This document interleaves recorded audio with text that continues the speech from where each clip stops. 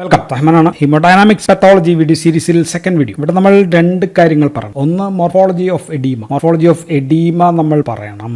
Then ഹൈപ്പറീമിയ and congestion പറയും. So ആദ്യത്തെ വീഡിയോയിൽ നമ്മൾ പത്തോജനിസിസ് ഓഫ് എഡീമയാണ് പറഞ്ഞത്. മോർഫോളജി ഓഫ് എഡീമ അവിടെ നമ്മൾ പറഞ്ഞില്ല. സോ അത് നമ്മൾ ഇവിടെ പറയും. രണ്ടാമത്തത് ഹൈപ്പറീമിയ ആൻഡ് കൺജഷൻ, അതിന്റെ മോർഫോളജി ടൈപ്സ്. സോ ഇതാണ് ഈ വീഡിയോ. മോർഫോളജി ഓഫ് എഡീമ പറഞ്ഞാൽ ഗ്രോസ്ലി നമുക്ക് വേഗം തിരിച്ചറിയാം അല്ലെ. ഈസിലി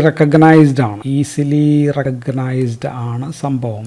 ആൻഡ് പ്രധാനമായിട്ടും എഡീമ ഉണ്ടാവുന്നത് സബ്ക്യൂട്ടേനിയസ് ടിഷ്യൂയിൽ ഉണ്ടാകാം. ദെൻ ലങ്സ്, ബ്രെയിൻ, ഇങ്ങനെയൊക്കെ എഡീമ ഉണ്ടാകും. സോ മൈക്രോസ്കോപ്പിക്കലി നമുക്ക് എന്താ കാണാൻ പറ്റുക? മൈക്രോസ്കോപ്പിക്കലി നമ്മൾ നോക്കിക്കഴിഞ്ഞാൽ clearing and separation of extra cellular matrix. So clearing and separation of extra cellular matrix നമുക്ക് കാണാനായിട്ട് പറ്റും. ആൻഡ് ദർ ഈസ് സബ്റ്റിൽ, ചെറുതായിട്ട് നേരിയ സ്വെല്ലിംഗ് ഓഫ് സെല്ലിന്റെ ചെറുതായിട്ടുള്ള സ്വെല്ലിംഗ് കാണാം. ആൻഡ് മോസ്റ്റ് കോമണസ്റ്റ് സൈറ്റ് ഈ സബ്ക്യൂട്ടേനിയസ് ആണ്. സബ്ക്യൂട്ടേനിയസിലാണ് ഏറ്റവും കൂടുതൽ നമ്മൾ എഡീമ കാണുക. ആൻഡ് ഈ എഡീമയുടെ distribution is affected by gravity കൊണ്ട് ഇതിന്റെ ഡിസ്ട്രിബ്യൂഷൻ. ഉദാഹരണം നമ്മൾ നിൽക്കുകയാണെങ്കിൽ സ്റ്റാൻഡിംഗ് പൊസിഷനിൽ കാലിലുള്ള എഡീമ നമ്മളിപ്പോൾ കിടക്കുകയാണെങ്കിൽ നമ്മുടെ സേക്രത്തിന്റെ ആ ഭാഗത്തേക്ക് നമുക്ക് കാണാം, സേക്രം പൊസിഷനിൽ കാണാം. സോ ഇതിനെ നമ്മൾ ഡിപെൻഡന്റ് എഡീമ എന്നാണ് വിളിക്കുക. So this is dependent oedema. ഇനി സബ്ക്യൂട്ടേനിയസ് എഡീമയുള്ള ഭാഗത്ത് നമ്മളൊന്ന് ജസ്റ്റ് ഒന്ന് എഡീമ ഉണ്ട് എന്ന് വിചാരിക്കുക. ഇവിടെ ഒന്ന് ജസ്റ്റ് ഒന്ന് പ്രസ് ചെയ്ത് കഴിഞ്ഞാൽ, ഒന്ന് പ്രഷർ കൊടുത്തു കഴിഞ്ഞാൽ ആ ഭാഗം ഇങ്ങനെ താന്നു വരും.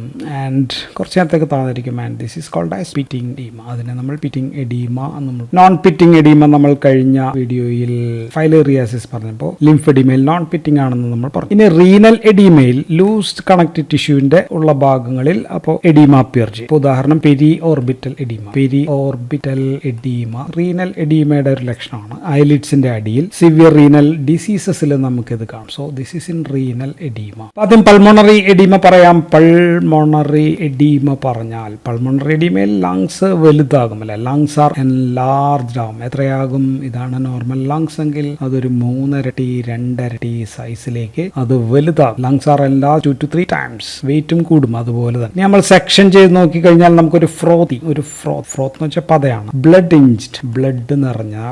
ഇഞ്ച് ഫ്ലൂയിഡ് അത് നമുക്ക് കാണാം. ആൻഡ് ഇത് എയറുമായിട്ട് മിക്സ് ചെയ്യുന്നുണ്ടാവും. എയറുമായിട്ട് മിക്സ് ചെയ്തിട്ട് വിത്ത് ആർബിസിയും കൂടി ചേർന്ന്. So it will B mixer of all these things. എല്ലാം കൂടി ചേർന്നായിരിക്കും. സോ ഇപ്പൊ ഇത് ആൽവിയോള ആണെങ്കിൽ ഇതിനകത്ത് നാച്ചുറലി എയർ ആയിരിക്കണം വേണ്ടത്. പക്ഷെ ഇപ്പൊ എയറുമായിട്ട് മിക്സ് ചെയ്തിട്ട് നമ്മൾ നേരത്തെ പറഞ്ഞ ഈ ഫ്ലൂയിഡ് എല്ലാം കൂടി നിറഞ്ഞിരിക്കുക. So it impairs oxygenation. Oxygen നിറയ്ക്കൽ ബുദ്ധിമുട്ടാകും എന്നുള്ളതാണ് സംഭവം. ആൻഡ് ഇനി ഇത് ലങ്സ് ആണെങ്കിൽ ഇതിന് ചുറ്റും ഇവിടെ എഫ്യൂഷൻ ഉണ്ടെങ്കിൽ പ്ലൂറൽ കാവിറ്റിയിൽ എഫ്യൂഷൻ കൂടി ഉണ്ടായി കഴിഞ്ഞാൽ ഇറ്റ് വിൽ ഫർദർ ഇമ്പേഴ്സ് ഓക്സിജനേഷൻ, ബുദ്ധിമുട്ടാണ്. സോ അപ്പോൾ പൾമോണറി എഡീമ എവിടെയൊക്കെ കാണും എന്ന് വെച്ചാൽ ബിക്കോസ് ഓഫ് ലെഫ്റ്റ് വെൻട്രിക്കുലർ ഫെയിലിയറിൽ കാണാം, റീനൽ ഫെയിലിയറിൽ കാണാം, ARDS റെസ്പിറേറ്ററി ഡിസ്ട്രസ് സിൻഡ്രോമിൽ കാണാം. Then hyper sensitivity reaction. So ഇങ്ങനെയൊക്കെയുള്ള സമയത്തൊക്കെ നമുക്ക് എന്ത് കാണാം? പൾമോണറി എഡീമ കാണാം. ബ്രെയിൻ എഡീമ ആണെങ്കിലോ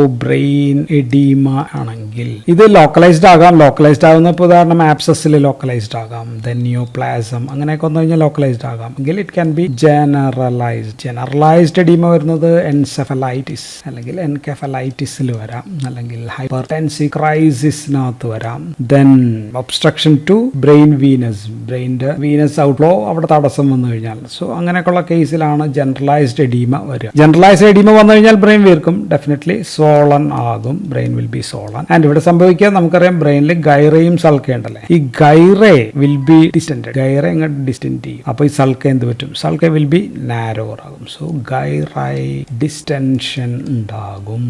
and sulci will be narrower. So ഇതാണ് സംഭവിക്കുക. അപ്പോൾ മൊത്തത്തിൽ ബ്രെയിൻ വിൽ ബി ഓൾമോസ്റ്റ് ആണെങ്കിലും ഇറ്റ് വിൽ ബി ഫ്ലാറ്റൻഡ് ആകും. ഇനിയിപ്പോൾ ബ്രെയിൻ സ്റ്റെം ബ്രെയിൻ വീർക്കുമ്പോൾ ബ്രെയിൻ സ്റ്റെം ആ താഴത്തുള്ള ഫൊറാമൻ മാഗ്നയിലൂടെ ഇങ്ങനെ ഹെർണിയേഷൻ നടത്തിയാൽ then medullary centres will be collapsed ആവും. മെഡുലറി സെന്റേഴ്സ് കൊളാപ്സ് ആയി കഴിഞ്ഞ് കഴിഞ്ഞാൽ ഫാറ്റൽ ആണ്. It can cause to death ഉണ്ടാകും. കേസ് ഇതാണ് ബ്രെയിൻ എഡീമ. ആൻഡ് പെരിറ്റോണിയൽ എഫ്യൂഷനെ കുറിച്ചിട്ട് ഒരു വാക്ക് കൂടി പറഞ്ഞു കഴിഞ്ഞാൽ പെരിറ്റോണിയൽ എഫ്യൂഷനെ നമ്മൾ വിളിക്കുക എസൈറ്റിസ് എന്നാണ് നമ്മൾ വിളിക്കുക. പ്രധാന കാരണം പോർട്ടൽ ഹൈപ്പർ ടെൻഷൻ ആയിരിക്കാം, അല്ലെങ്കിൽ റിലേറ്റഡ് ലിവർ സിറോസിസ് പോലെയൊക്കെയുള്ള പ്രശ്നങ്ങളായിരിക്കാം. സോ ഇതിന്റെ ഒരു പ്രശ്നം, this is highly prone to bacterial seeding. Bacteria തഴച്ചു വളരാനുള്ള സാഹചര്യമാണ്. സോ ഇറ്റ്സ് ഫാറ്റൽ ഇൻഫെക്ഷൻസ് ഒക്കെ പിടിക്കാനുള്ള സാധ്യത ഇതിന് കൂടുതലാണ്. അപ്പോൾ നമ്മൾ ഹൈപ്പറീമിയ കൺജഷനിലേക്ക് വരികയാണ്. സോ എഡീമയിലെ എഫ്യൂഷനിൽ നമ്മൾ പറഞ്ഞത് ടിഷ്യൂവിൽ ഫ്ലൂയിഡ് നിറയുന്നു എന്നാണ് നമ്മൾ പറഞ്ഞത്. പക്ഷെ ഹൈപ്പറീമിയയിലും കൺജഷനിലും ഫ്ലൂയിഡ് അല്ല നിറയുന്നത്. സോ അവിടെ ഫ്ലൂയിഡ് അല്ല, ഇൻക്രീസ് വോളിയം ഓഫ് ബ്ലഡ് ആണ് നിറയുന്നത്. Increase volume of blood in the tissues. So ടിഷ്യൂസിൽ കൂടുതൽ ബ്ലഡ് ആണെന്നത്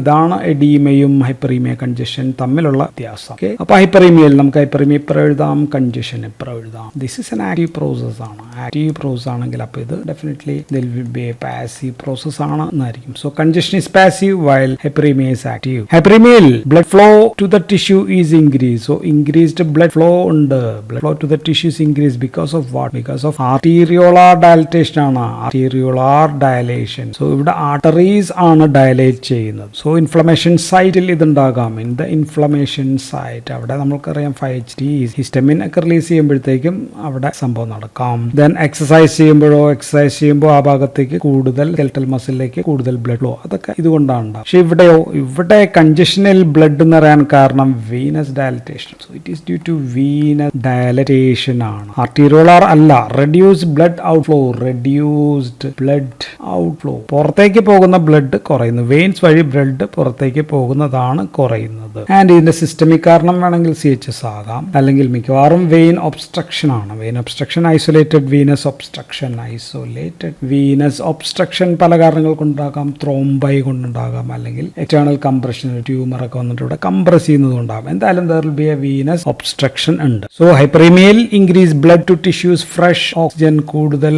ഓക്സിജൻ ചേർന്ന ബ്ലഡ് ആണ് വരുന്നത്. സോ ടിഷ്യൂ ടേൺസ് റെഡ് കളറാ, ചുവന്ന് വരും. ഇതിനെ നമുക്ക് എർതീമ എന്ന് വിളിക്കും. So this is എർതീമ.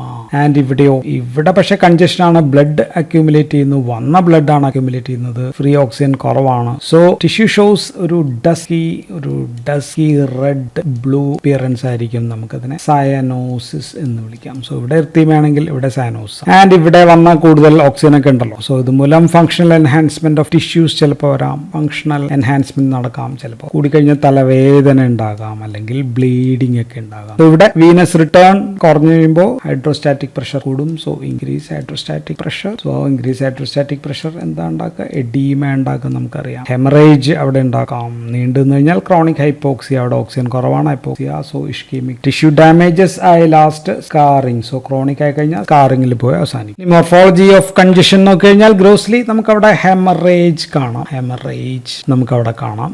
വെറ്റായിരിക്കും ആ ഭാഗം. ദെൻ മൈക്രോസ്കോപ്പിൽ നോക്കി കഴിഞ്ഞാൽ എൻഗോർജ്ഡ്, വലുതായിട്ടുള്ള കാപ്പിലറീസ് നമുക്ക് കാണാം. ലിവറിലൊക്കെ ആണെങ്കിൽ എൻഗോർജ് സൈനുസോയിഡ്സ് ആയിരിക്കും എൻഗോർജ്ഡ് ആയിട്ട് കാണുക. ദെൻ അവിടെ ഡെഫിനറ്റ്ലി എഡീമ ഉണ്ടായിരിക്കും. ദെൻ ഹെമറേജ് ഓൾറെഡി പറഞ്ഞു. ദെൻ എക്സ്ട്രാവൈസേഷൻ ഓഫ് RBCs അങ്ങോട്ടേക്ക് വരാം. സോ ഈ RBC നമ്മുടെ മാക്രോഫേജ് എടുത്ത് വെച്ച് കഴിക്കുന്നു.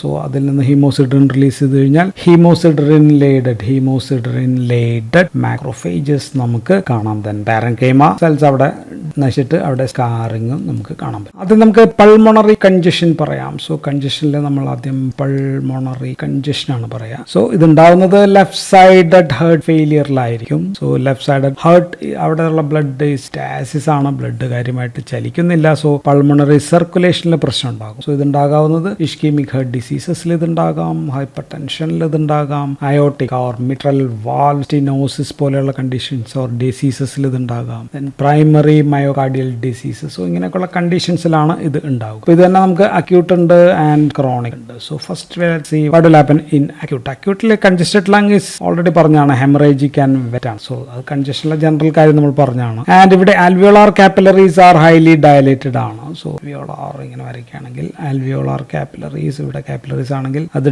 ഡയലേറ്റഡ് ആണ്, highly dilated and called as rosary like appearance എന്നാണ് നമ്മൾ വിളിക്കുക, റോസറി. ഓക്കെ. ആൻഡ് ഇവിടെ സെപ്റ്റൽ എഡീമ ഉണ്ട്. സോ ഇതാണ് സെപ്റ്റൽ സെൽസ്, ഇവിടെ എഡീമാറ്റസ് ആണ്. ആൻഡ് ഇവിടെ ഇൻസൈഡ് വേറെ കൂടി വരയ്ക്കുകയാണെങ്കിൽ അകത്ത് V can C that there is focal intra alveolar haemorrhage ഇവിടെ കാണാം. So focal intra alveolar haemorrhage നമുക്ക് അകത്ത് ഇങ്ങനെ കാണാനായിട്ട് പറ്റും. ആൻഡ് ആൽവിയോളാർ ഫ്ലൂയിഡ്, ഈ ഫ്ലൂയിഡ് ഈസ് ഇസിനോഫിലിക് ആണ്, ഈസിനോഫിലിക് എഡീമയാണ്. സോ പിങ്ക് കളേർഡ് ഫ്രോത്തി സ്പൂട്ടമായിരിക്കും നമുക്ക് കിട്ടുക. സോ പിങ്ക് കളേർഡ് ഫ്രോത്തി സ്പൂട്ടമായിരിക്കും നമുക്ക് ഇവിടെ കാണാനായിട്ട്. വൈൽ ഇൻ ക്രോണിക് ആണെങ്കിലോ, ക്രോണിക് പൾമോണറി കൺജഷനിൽ ടിഷ്യൂ ഹാർഡാണ്. വീണ്ടും വരയ്ക്കാം. സെറ്റം ഇപ്പോൾ നമ്മളിങ്ങനെ കാണാൻ, സെറ്റം ഈസ് ഈ ഭാഗം, ദിസ് ഈസ് ഹാർഡ് ആണ്, തിക്കൻഡ് ആൻഡ് ഫൈബ്രോസ്ഡ് ആണെന്നുള്ളതാണ് പ്രധാനപ്പെട്ട വ്യത്യാസം. ആൻഡ് ആൽവിയോളയിൽ and inside the alveoli we can see haemosiderin laden macrophages നമുക്ക് കാണാം. ആൻഡ് ഇതിന് നമ്മൾ ആൽവിയോളയിൽ ഉള്ളതിനെ നമ്മൾ വിളിക്കുക ഹാർട്ട് ഫെയിലിയർ സെൽസ് എന്നാണ് നമ്മൾ അതിനെ വിളിക്കുക. ആൻഡ് മൊത്തത്തിൽ നമ്മൾ കഴിഞ്ഞ ഒരു സ്കാറ്റേർഡ് ബ്രൗൺ സ്പോട്ട്സ് ആയിട്ട് നമുക്ക് ആൽവിയോളയിൽ നിന്നും കാണാം. ബ്രൗൺ ഇൻഡറേഷൻസ് എന്നൊക്കെ നമ്മൾ അതിനെ വിളിക്കുക. ദെൻ ഇവിടെ ശ്വാസം പിടിക്കാനായിട്ട് ബുദ്ധിമുട്ടാണ്. So there will be dyspnoea കാണും. ആൻഡ് സ്പൂട്ടത്തിന്റെ കളർ എന്ന് പറഞ്ഞാൽ ഒരു ഇരുമ്പ് പിടിച്ച പോലെയുള്ള ഒരു സ്പൂട്ടമായിരിക്കും കാണാം. ഇനി ഹെപ്പാറ്റിക് കൺജഷൻ, ലിവറിന്റെ കാര്യം പറഞ്ഞു കഴിഞ്ഞാൽ ലിവറിൽ നമുക്കറിയാം ബ്ലഡ് സപ്ലൈ രണ്ട് രീതിയിലാണ് നടക്കുക. ഒന്ന് ഫ്രം പോർട്ടൽ സർക്കുലേഷൻ, അതുവഴി പോർട്ടൽ വെയിനിൽ നിന്ന് കിട്ടുന്നതാണ് ഒരു 80-85%. പിന്നെ ഉള്ളത് ഹെപ്പാറ്റിക് ആർട്ടറി, അതൊരു 15-20%. ഓക്കെ, സോ അപ്പോൾ നമുക്കൊന്ന് വരച്ചു നോക്കി കഴിഞ്ഞാൽ, സോ ഇത് നമുക്കൊരു സെൻട്രൽ വെയിൻ നമുക്ക് വരയ്ക്കാം. ഇതിന് ചുറ്റും ഇങ്ങനെ സൈനസോയിഡ്സ് 2, 3, 4, 5, 6 സൈനസോയിഡ്സ് വരയ്ക്കാം. സോ ഈ സൈനസോയിഡ്സിന്റെ എവിടെയാണ് നമ്മുടെ ഹെപ്പാറ്റോസൈറ്റ്സ് ഉള്ളത്? കുറച്ച് നീട്ടി ഇവിടെ അങ്ങോട്ട് വരച്ചേക്കാം. ഓക്കെ, ദിസ് ഈസ് ഹെപ്പാറ്റോസൈറ്റ്സ് ആണുള്ളത്. ആൻഡ് ഇവിടെ ഈ എൻഡിൽ ദിസ് ഈസ് പോർട്ടൽ ട്രയാഡ് ഉണ്ട്, ഹെപ്പാറ്റിക് ആർട്ടറി ഉണ്ട്, ദിസ് ഈസ് പോർട്ടൽ വെയിൻ ഉണ്ട്, ദെൻ നമ്മുടെ ബൈലൊക്കെ പോകാനുള്ള ബൈൽ ഡക്ട് സാധനങ്ങളൊക്കെ. സോ സെൻട്രൽ വെയിനിലോട് ചേർന്നിരിക്കുന്ന ഈ ഭാഗത്തുള്ള സെല്ലുകളെ നമ്മൾ സെൻട്രി ലോബുലാർ ഹെപ്പാറ്റോസൈറ്റ്സ് എന്നാണ് വിളിക്കുക.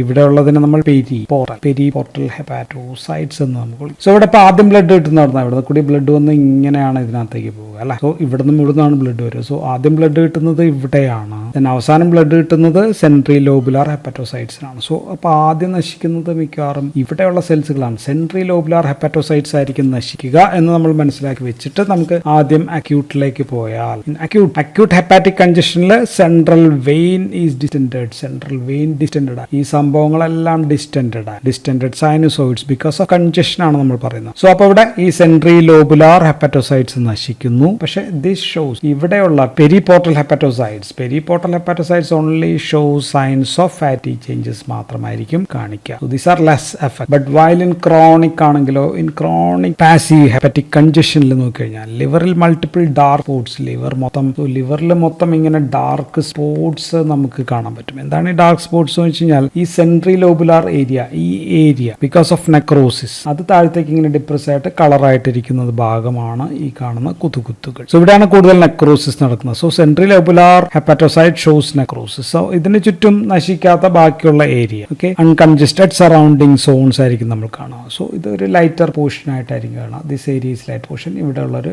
ഹാർഡർ കളറുള്ള ഭാഗം. സോ മൊത്തത്തിൽ ഈ ലിവറിനെ ഇപ്പൊ ഇങ്ങനെ നോക്കിക്കഴിഞ്ഞാൽ നമ്മൾ കാണുക, അതിനെ വിളിക്കുക പ്രത്യേക പേരുണ്ട്, ദാറ്റ് ഈസ് നട്ട്മെഗ് ലിവർ എന്നാണ് നമ്മളെ വിളിക്കുക. നട്ട്മെഗ് എന്ന് വെച്ചാൽ നമ്മുടെ ജാതിക്കയുടെ ഉള്ളിലെ കായ നമ്മൾ കണ്ടിച്ചു വെച്ച് കഴിഞ്ഞാൽ എങ്ങനെയാണോ ഇരിക്കുന്നത് ഏകദേശം ഇങ്ങനെ ആയിരിക്കും. സോ മൈക്രോസ്കോപ്പിൽ നമ്മൾ നോക്കിക്കഴിഞ്ഞാൽ സെൻട്രി ലോബുലാർ ഹെപ്പാറ്റോസൈറ്റ്സ് നശിച്ചായിട്ട് കാണാൻ പറ്റും, നെക്രോട്ടിക് ഏരിയ നമുക്ക് കാണാൻ പറ്റും, ദെൻ ഓൾസോ ഹീമോസിഡറിൻ ലേഡഡ് മാക്രോഫേജസും നമുക്ക് ഇതിനകത്ത് കാണാൻ പറ്റും. എന്തുകൊണ്ട് ലിവർ കൺജഷൻ ഉണ്ടാകുന്നു എന്ന് പറഞ്ഞ് നമുക്ക് നിർത്താം. That is due to right sided heart failure മൂലം ആകാം. Then diseases affecting pulmonary ventilation affect ചെയ്യുന്ന അസുഖങ്ങൾ നമുക്കത് മൊത്തത്തിൽ കോർ പൾമൊണൈൽ എന്ന് വിളിക്കാം. That is primary pulmonary hypertension ആയിരിക്കാം, അല്ലെങ്കിൽ പൾമണറി ത്രോംബോ എംബോളിസം ആയിരിക്കാം, അല്ലെങ്കിൽ പാരൻകൈമൽ ലങ് ഡിസീസോ എല്ലാം കൂടി വന്നു കഴിയുമ്പോഴത്തേക്കും it can cause this liver congestion ഉണ്ടാകും. So that's all about morphology of oedema and also hyperemia and congestion. So thank you for watching.